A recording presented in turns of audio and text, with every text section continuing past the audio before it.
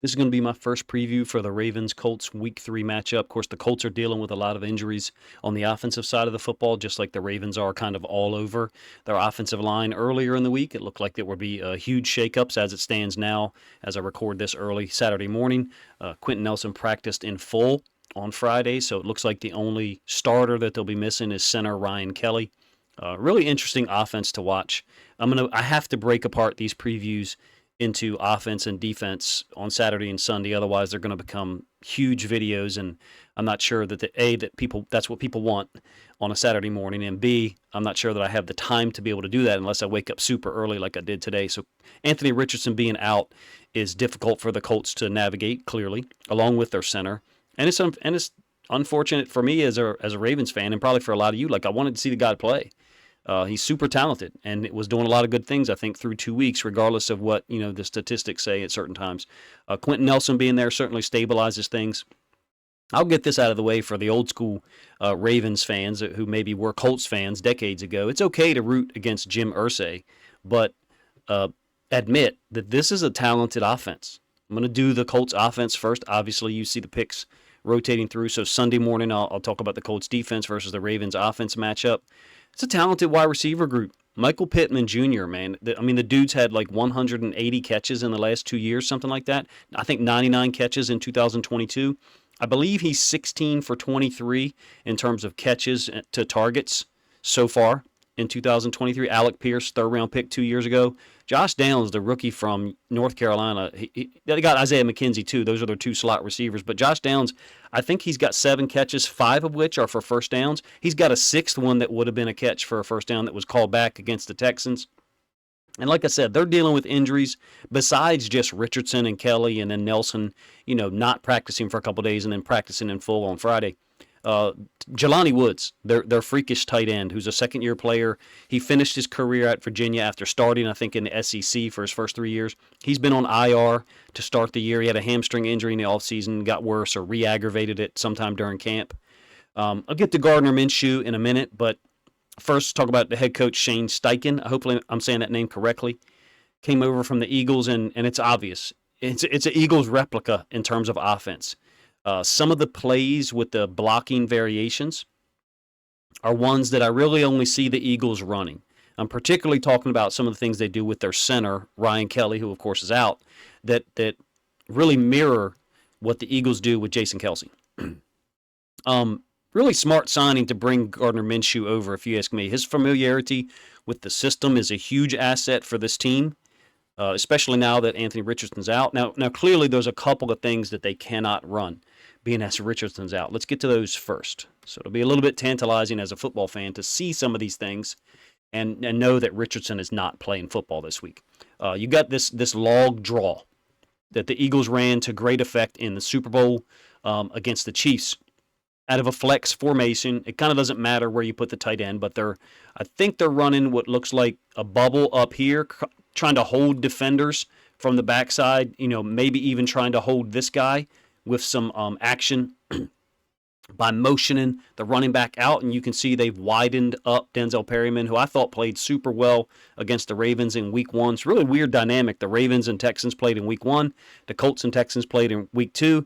And then the Ravens-Colts play in Week 3. It's almost like a pod system in some baseball, softball tournaments if you've ever been to them. But in any case, they're back blocking on this nose tackle, and then the right guard is wrapping up. And he doesn't look super athletic while he's doing this. I'm talking about the right guard. But it's enough that the inside linebacker, I'm not even going to try to pronounce his name, gets pinned inside. Let's show you the end zone angle. Same exact play that the Eagles run.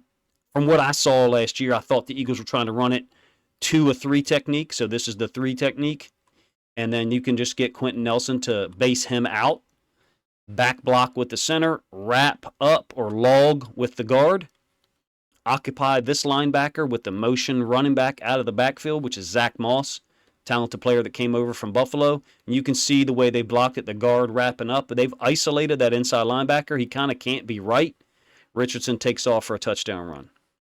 Cool play. Eagles replica. Same exact play they run. Now, this one, I cannot say that they run this, the Eagles, but it's waggle. I would call it waggle. Run action to one side, quarterback keeping it with someone log blocking around the edge. In this case, ends up being a tight end. We know Anthony Richardson went out with a concussion. He clearly won't play. So there's some people that would say, well, you shouldn't be running with your quarterback because now he's out. Well, there may be some truth to that. There may be a percentage of truth to that. But it doesn't mean that we can't appreciate the play. There's a crack block from Alec Pierce on Denzel Perryman again. And then the logging H-back tight end is looping outside to go get the corner, trying to get flow down to this bottom side. You can see the crack decleats Perryman, and it is 1-on-1, well, 2-on-1, excuse me, and it's just nothing that anyone can do. Anthony Richardson is a load. All right, so some other elements to their offense. They will run to the weak side of every formation. So what I mean when I say weak side is the two tight ends, this is 12 personnel tray wing A. The two tight ends are to the top side, the right-hand side of the offense. And they're going to run to the weak side. This seems to me to be a foundational element to their offense. I would say, again, it's similar to what the Eagles did last year, and even to what the Eagles did, 2 years ago. Starting 2 years ago, I should say. Forcing the defense to defend both sides of the formation from a run standpoint is just a valuable investment, if you ask me. It sounds like common sense, but believe it or not, there's a lot of teams that don't. The Ravens 2021, 2022 being one of them. They would not run the ball to the weak side unless the fullback / tight end led the way. Now, in this case, there's a lot of conflict created for the boundary side inside linebacker. It's Pro Twins A, so A means the tight end and the running back is on the same side. So you've got run to the weak side, away from the tight end to the field. So what the Jags are doing is dropping down this safety to the boundary, perhaps to cover the tight end, but also in case on this run action, Anthony Richardson keeps it. Now, with Gardner Minshew playing quarterback, presumably it's not as big of a threat. I mean, he may keep it on some of the stuff, and he may run around the edge, but would not have the big play capability that Anthony Richardson does, and that's why I think it creates so much conflict. So it's a difficult another thing for the Colts to navigate in terms of injuries.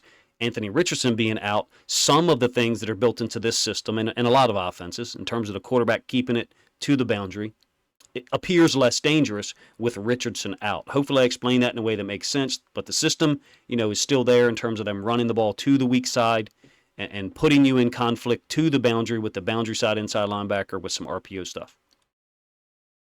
Two more examples of them running to the weak side from last week against the Texans. And again, you're going to see what looks like a fold here, but you got bunch A, so the running back to the field. Only one receiver, which is Pierce down here to the boundary, and they're inside the red zone. And they're going to run with Moss to the boundary. And it shows you how good the guard is, Nelson. Also shows you how quick Ryan Kelly was, or is, I should say. He's not playing this week.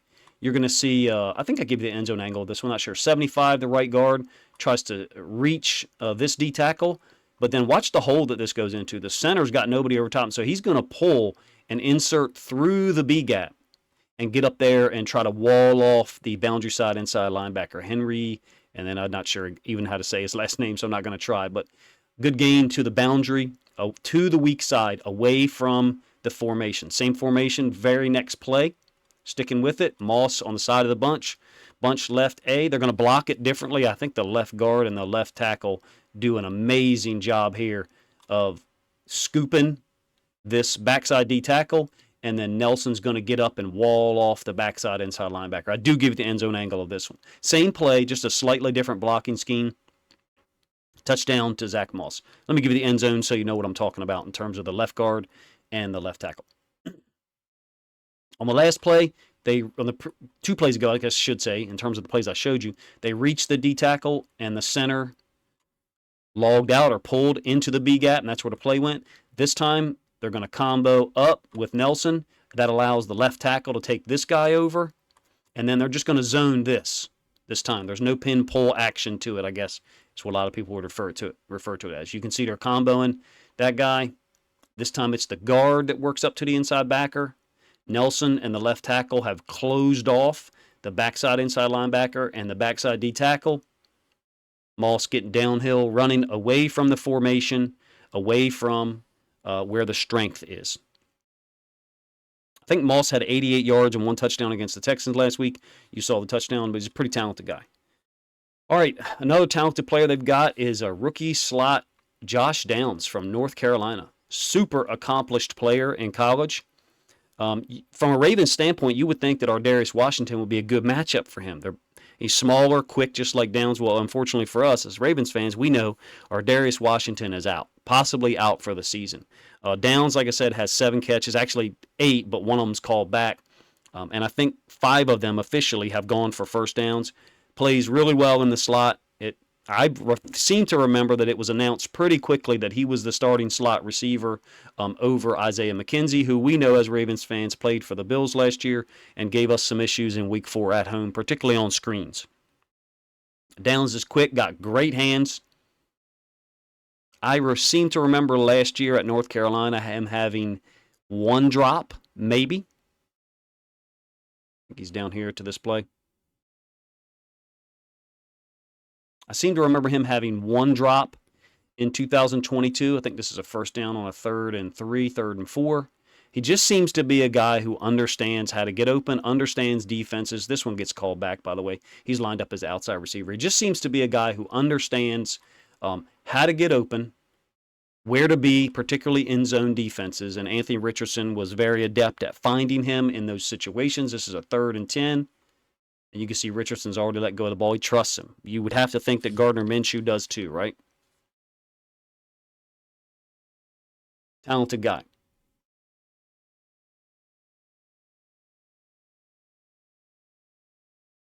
Not sure why that one showed up. Oh, Eagles replica. My bad. I do know why that one showed up. I've actually already broke this one down. This is the QB log draw. You know, some people would just call it QB draw, but I'm calling it log. It's the same exact blocking scheme that the Eagles used. They got no Jonathan Taylor. Richardson's out. Jelani Woods is out. So, like, how can they be efficient? How can they be efficient in this system when some of the elements of their offense from a personnel standpoint and from a scheme standpoint, like I just showed you, how can they be efficient when those things are removed? Well, Gardner Minshew knows the system. That's why they brought him in. This is the first play against the Texans after Richardson. I guess Richardson went to the coaches and told him he was experiencing something, and so they decided to take him out. Smart decision if he's got, you know, some type of concussion symptoms, clearly. This is the first play that Minshew is in. Now, I call this formation for me in the system I know is ace gun, but I'm just calling it Eagles because the Eagles have patented this tight set where there's multiple different types of plays. The first one I think is an RPO. Jalen Hurts and Minshew would read the inside linebacker. I've seen Minshew run this. They started running this in Week 1, 2021 with Hurts against the Falcons, Week 1, and they tore them up. And they're still running it in the Colts system, or Shane Steichen is still running it. And Minshew, look how quick he gets through the reads. Look how efficient he is. Theoretically, this could be a give. I don't think the running back is going to get the football here, but you've got the H-back coming over to potentially kick out this D end. I've suspected a lot that the quarterback is reading the inside linebacker. Now, in this case, if he's reading that inside linebacker, this should be a give because this inside linebacker kind of freezes and actually runs out with the shoot route. So sometimes it's possible he's reading the mic. Sometimes he could be reading that guy. You really don't know if you're defending it unless you get the end zone angle and you can sit and look at it enough. And as a coach, that's what you have to do. But it's a snag flat concept. So Pierce is running the snag. But look how quickly Minshew gets through all this. Pump fakes to the shoot route, which I think is Pittman. Comes back to Pierce, 8 yards. Why do I show you this? It's an Eagles play from the standpoint of what they've run the last couple of years. Minshew came over from the Eagles. The very first play they called when he came in was something he's familiar with. He's familiar with the system, guys. Am I saying that he's going to come in and throw for 300 yards against the Ravens? Well, no. I'm saying that he has familiarity with the system. And the head coach is comfortable with him and knows what Minshew knows what he's good at. So he's going to avoid the things he's not good at. We may see different plays than were called with Anthony Richardson because the coach has a longer history with Minshew and knows what he's been able to execute for over a year. Same formation, the Eagles formation, ace gun, snag flat somewhat. The tight end, I think it's Mo Alley Cox down to the boundary side of the field is slightly different route, but snag flat. You see the concept? It's going to put the Ravens' boundary side guys in conflict and try to get the ball out quickly. Nickel and, I guess some people would say nickel and dime us. Some of it, like I said, you can't do with Minshew in and Richardson out. Look at the stances by the slots here. Really cool. It's almost like Air Force, Navy, Army type stuff before they changed offenses, unfortunately. But pistol read option, which we're very familiar with as Ravens fans, clearly. And then you've got the motion guy kind of return motion. Back to the side he came from, it's downs. And then he could potentially be used as a lead blocker. So it's a double motion. This is not going to be a pitch relationship between the quarterback and downs. This is a guy who's being used as a lead blocker once he's motioned away. Really cool stuff. Do I anticipate them running it with Minshew?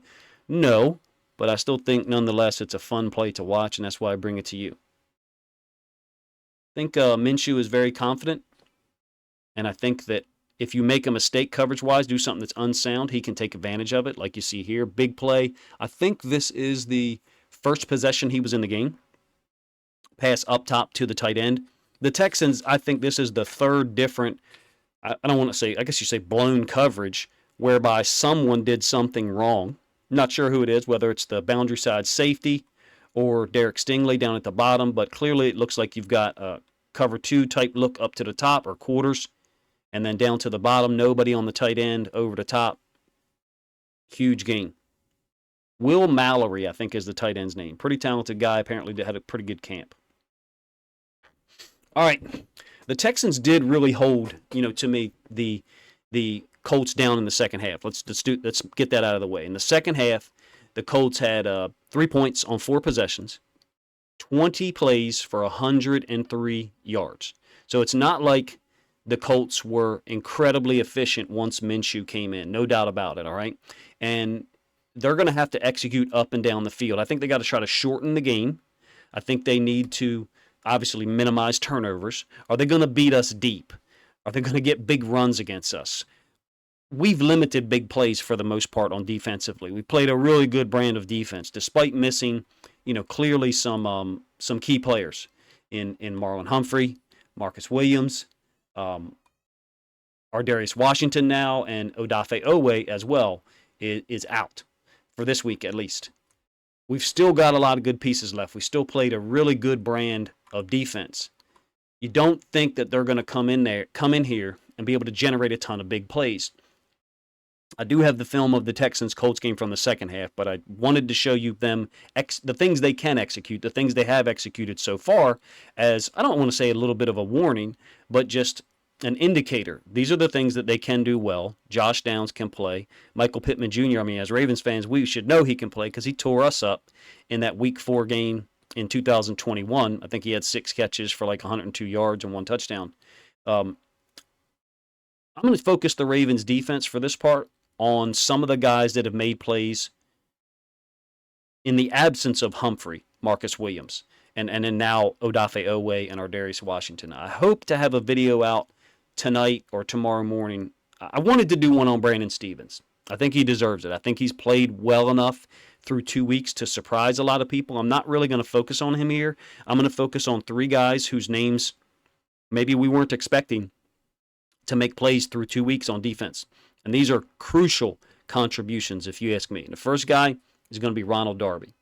Ronald Darby's had multiple tackles on third downs. He appears to be a guy that will come downhill and tackle. Now, I will say this. He did get beat, I think, 3 times on third down pass plays on in-breaking routes by Nico Collins. But I don't know if you've noticed this or not. Nico Collins, he also tore up the Colts last week. He's having a pretty great season so far through 2 games. He's an extremely talented, big, physical wide receiver. It doesn't surprise me that Ronald Darby would have trouble with him at times because other guys are too.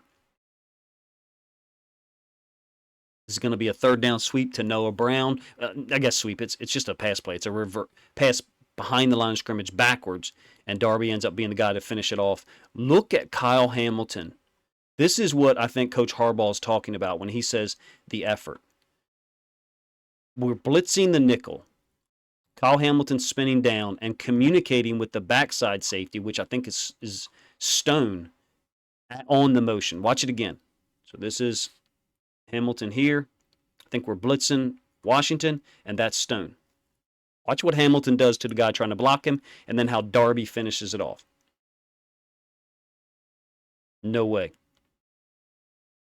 And then Darby, I mean, it's an amazing play by Kyle Hamilton. Shows you how effective he can be in that nickel position, rolled up, dealing with anyone who tries to block him that's a receiver. But Darby can tackle. He's been playing well, I think. He competes. And I think Harbaugh even said that when he talked about him after the game against the Texans. He said, he looks pretty good to me. All right.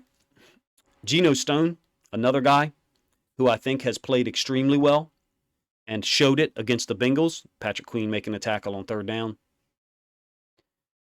Stone surprised a lot of people with his ability to hit and then also make tackles and then get an interception on the goal line. But I don't think we're surprised by him tackling. I'm not, at least. Like, he's a guy who comes downhill.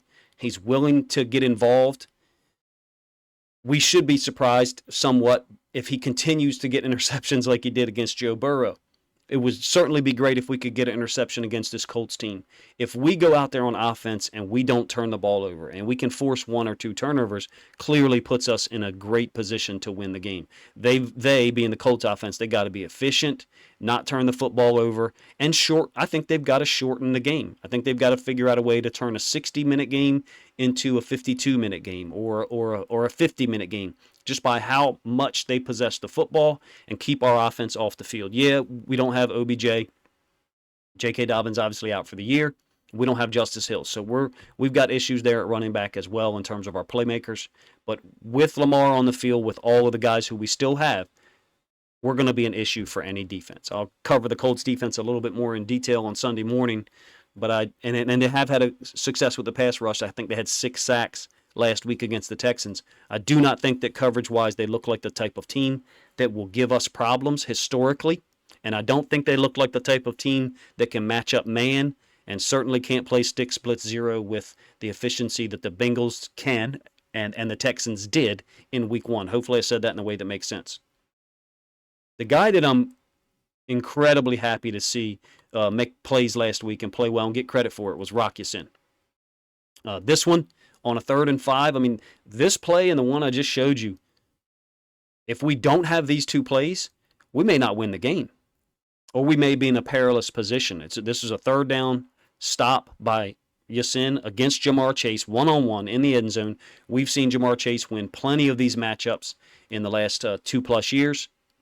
And then the interception by Stone, I mean, that's 10 points potentially taken away. Actually, I guess 11 if it's a touchdown to T. Higgins, and then if this is a touchdown, that's 11 more points than they had last week, just from a sheer statistical or mathematical standpoint. We need plays like this from Rock Ya-Sin, Brandon Stevens, Ronald Darby, Geno Stone, until we get all of our guys back.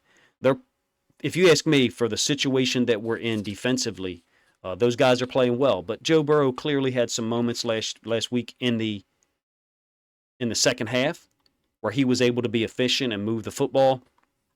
Is Gardner Minshew going to be able to come into Baltimore on a rainy, windy day and throw the ball with the efficiency of Joe Burrow? No. They're going to have to execute the full complement of their offense against our defense. Our guys are playing well. Look, we know what we're going to get from our inside linebackers, by the way. Queen, Smith. We're going to get fast and physical play. If you ask me what the Colts, I almost said the Eagles. I may have said the Eagles a minute ago. What the Colts have got to do is they've got to put these two guys in conflict. You're not going to slow them down. You're not going to beat them with speed. You're probably not even going to out-physical them, okay? Queen and Smith are just that damn good. You got to put them in conflict, RPOs, play action. I don't want to say trick plays, but maybe some plays that are offbeat timing-wise, so that these guys step one way and the ball goes the opposite way. It's become, if you ask me, as far as like what we've seen offensively so far in 2023, it's an interesting dynamic. Now, this will be my comparison and what I'm kind of trying to finish with. Week 1, the Texans were a run/play action based team. This is a 4th down, and you see the hand off to Pierce, who didn't really get off against us and didn't do much in week 2 either. And then you've got the boot off of with Stroud. So someone's got to be responsible for the boot.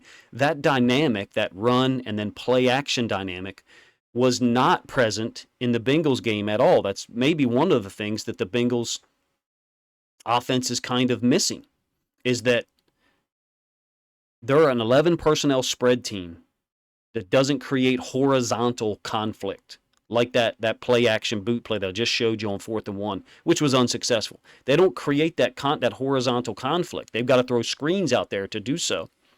And the Bengals, we were certainly very familiar with their offense versus the Texans, first and last time that we'll see them for a while. Week 3, what are the Colts? How do the Colts fit into that dynamic? I almost think this Colts system is like a hybrid of the two, meaning a hybrid of what the Texans and Bengals run. That's a little bit of an oversimplification. If it was a number line, they would be closer to the Bengals, they being the Colts, than they are to the Texans. But they are predicated on running the football. And some of the conflict they create, if you ask me, is based off of successful run plays, or at least the threat of it. If we can shut down the run game, I think it's really going to put the Colts backs up against the wall. They don't have Jonathan Taylor. Who knows when they'll have him or if they'll ever have him again, thanks to Jim Irsay. Missing Richardson, Jelani Woods, their starting center. It certainly sounds like we're going to shut the run game down, because we have done that for the most part in 2023. The Bengals have 15 carries for 66 yards. I think the Texans had 2 drives where the run game kind of got going. And when I say kind of got going, I mean a bunch of, or a handful of 4 and 5 yard runs. If we can limit the big play in the pass game and we shut down the run game, we could really give this Colts team problems. I do think that there's good talent remaining, much of it very young, despite all the injuries. Michael Pittman's only 25 years old, by the way. And you're talking about a guy who's got like 180 catches the last 2 years or something like that. Maybe 188, 187. And this system, to be real, gave us problems in the preseason. If you accept that this system under Shane Steichen is the same offensive system that the Eagles still run, which may or may not be true, there may be 85% similarity, maybe 80% similarity, but I think the Eagles offense that we saw in the preseason looks very similar to what I'm seeing on film here with the Colts. If you need a reminder, the first 4 possessions for the Eagles now granted, second string guys on the field, in some cases third stringers, they had Marcus Mariota on the field, and they 14 plays 55 yards, 10 plays 50 yards, 8 plays 47 yards, and then I think 9 plays 64 yards. I mean, the first 4, and that was with a third string quarterback. There's got to be an element whereby the Colts staff looked at what succeeded against us in the preseason, different players on the field, but the same defensive system. The game plan for the Colts, if you ask me, has to try to produce 3 long scoring drives, 10, 12 plays, and at least get 13 points out of those 3 drives. If you get more, then you're in business. I'm talking about in order for the Colts to win, they need 3 scoring drives that are long. Now, if we mess up and hand them a turnover in a short field, or God forbid, they get a special teams touchdown or a defensive touchdown, then that dynamic changes and kind of swings in their favor. But if they don't have 3 offensive possessions that result in at least 13 points, so usually you're talking 9, 10, 11 possessions in a game. If they can go 3 for 10 or 3 for 9, touchdown, field goal, or God forbid on our side, touchdown, field goal, so 17 points. If they can do something like 13 plus points on 3 scoring drives and then figure out a way to hold us down and do something else, get a short field or a turnover, then it puts them in position to come into Baltimore and possibly get the upset. They're going to need strategic big play chances, and we've played the quality of defense, I think, that is really going to limit that. If we play the type of defense we played against the Bengals, too high safety structure, quarter split field coverages, matching routes up in a brilliant fashion, and limiting the big plays, forcing the quarterback to go through his reads and get to the second or third progression and get rid of the football, and then tackle in front, which we've done very well. I will have something out Sunday morning about the Ravens offense, and Lamar and how well he's executing a number of different concepts. If we get our running game going and Lamar and the passing game execute, and the defense holds this Colts team down, which they clearly can, we could absolutely see a big Ravens win. I'm not calling for that, but it's definitely in the realm of possibility. Like I said, I wish I had gotten a video out on Brandon Stevens individually. I have a number of plays queued up. Was unable to find time Friday afternoon to get that done. The podcast I produce on Friday morning really takes a lot of time and effort to get that data coordinated. You guys let me know if you enjoy me separating these into offense and defense on Saturday morning and Sunday morning. Sunday, we'll take a closer look, or I'll take a closer look at the Colts defense, how they were able to get 6 sacks against the Texans. C.J. Stroud really got going offensively late against them. Now, some people would say it was, I forget who it was, somebody said something like stat patter or something like that. Well, they didn't score, they being the Texans, after about 10 minutes left in the game. They scored a touchdown with 9:48 left in the fourth quarter to close within 31-20. Then they missed a field goal and then had the ball as time ran out down 31-20. So it's not like all of C.J. Stroud, all of the touchdown and scoring production by the Texans was in the last 6-8 minutes of the game. That's not true. They didn't score again after 9 minutes and 48 seconds left in the game. I think some of the things the Texans did on offense, we can do too. It's not like the Colts played a different brand of defense prior to the fourth quarter that the Texans didn't show any ability to succeed against. They did. And I think the Ravens can too. You guys let me know what you think of the video in the comment section. If you think other people other Ravens fans or even Colts fans would enjoy this breakdown, this preview, please consider grabbing a link, sharing it on social media to help this content get more reach. If you have a specific element of the game you'd like me to focus on Sunday morning, please let me know.